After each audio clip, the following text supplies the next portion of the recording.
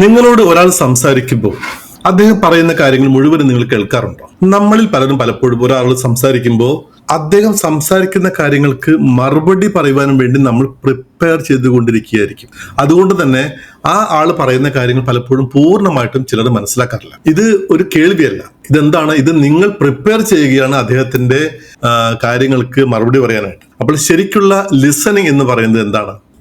ശരിക്കുള്ള ലിസണിങ് എന്ന് പറയുന്നത് അദ്ദേഹം പറയുന്ന കാര്യങ്ങളെ കേട്ടിട്ട് ജഡ്ജ് ചെയ്യാനോ അദ്ദേഹത്തിനെ കുറ്റപ്പെടുത്താനോ വാദങ്ങൾക്ക് വേണ്ടിയിട്ടല്ല.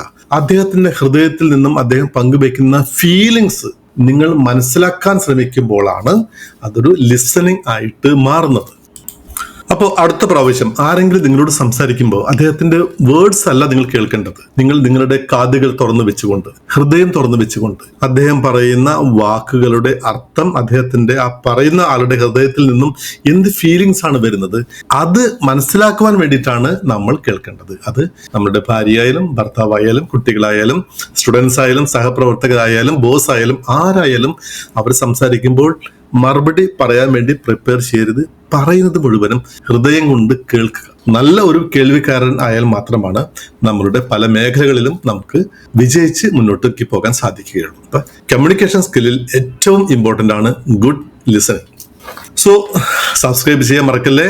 ഒരു കമന്റ് കൂടിയിട്ടുള്ളൂ, ഷെയറും ചെയ്തേക്കണേ.